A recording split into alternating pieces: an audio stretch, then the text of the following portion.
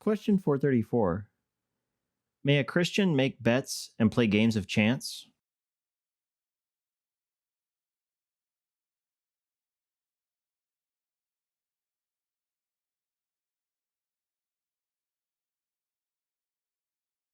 Betting and gambling are immoral and dangerous when the gambler risks his livelihood.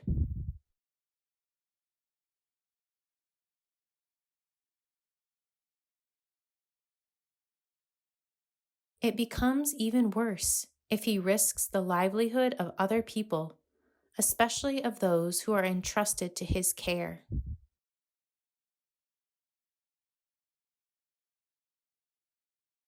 When you bet or gamble, you're relying on different factors that you can't control, and guessing what will happen with money that you may or may not lose. Doesn't sound prudent, does it? Morally speaking, it is a highly dubious practice to wager large sums on a game of chance, while others lack the bare necessities of life.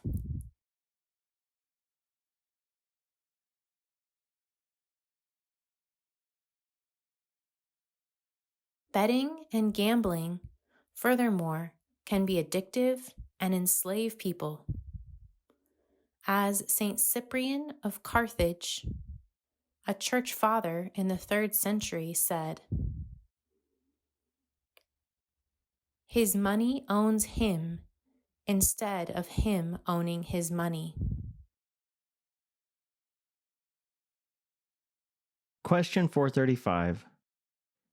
Is it permissible to buy and sell human beings?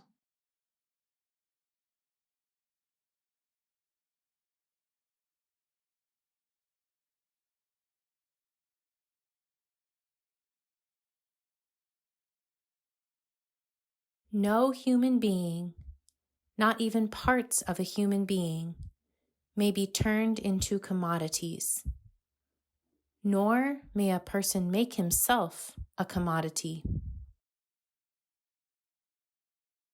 Man belongs to God and has been endowed by Him with freedom and dignity. Buying and selling people, as is common practice nowadays, and not only in prostitution, is a profoundly reprehensible act.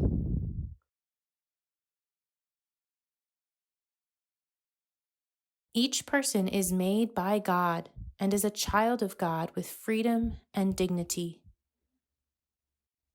not something to be sold or traded.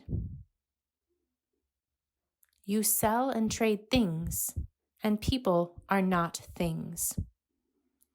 The age-old injustice of trafficking in human beings and slavery is reappearing everywhere.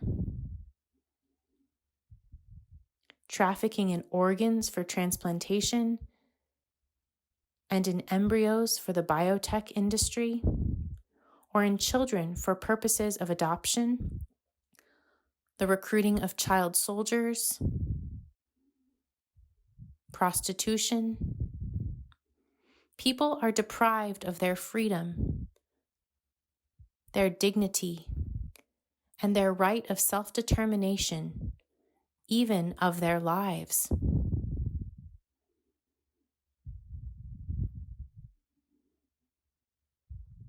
Others reduce them to objects with which their owner can make a profit. Some people might say there's not much difference between human trafficking and dealings between sports teams. There is a huge difference between the two. Athletes freely consent to being traded to other teams.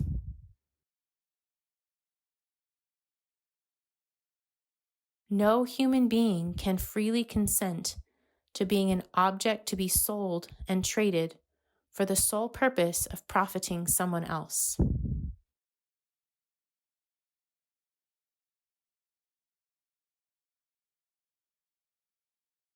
Question 436. How should we treat the environment?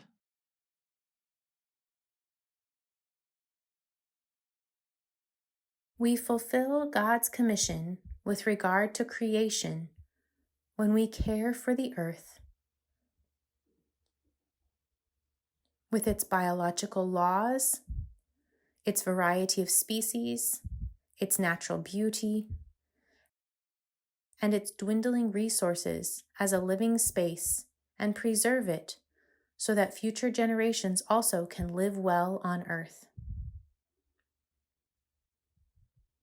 In the book of Genesis, God says,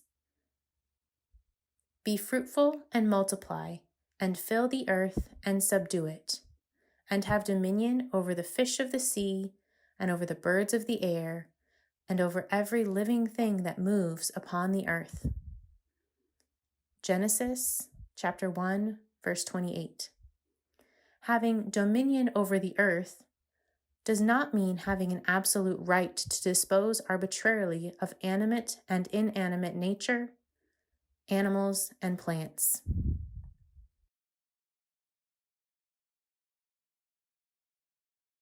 Because man is created in God's image, he should care for God's creation as a shepherd and steward.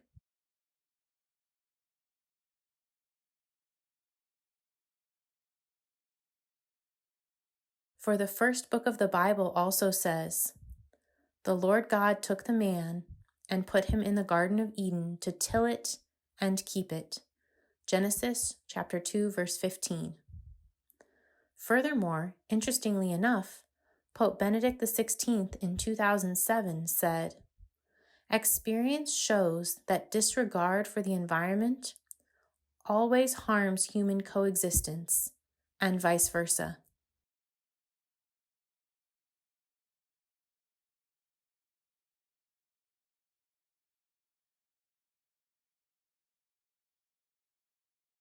It becomes more and more evident that there is an inseparable link between peace with creation and peace among men.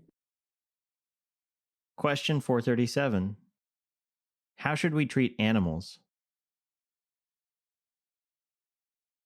Animals are our fellow creatures, which we should care for, and in which we should delight, just as God delights in their existence.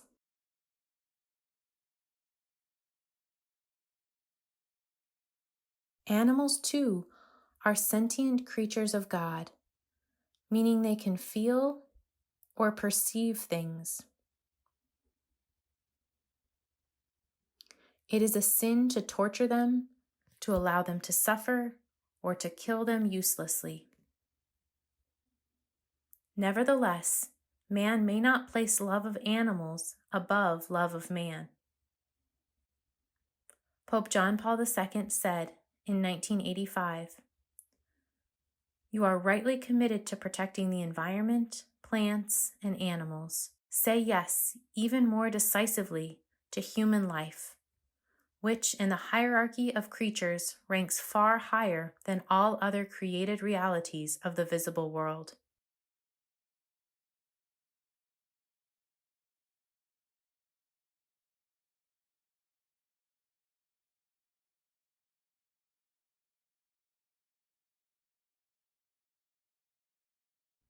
Hi, I'm Katie Locus. This is my sign name. I'm from the Archdiocese of Kansas City in Kansas. Thank you so much for watching our video this week. Hope to see you again next week. Bye!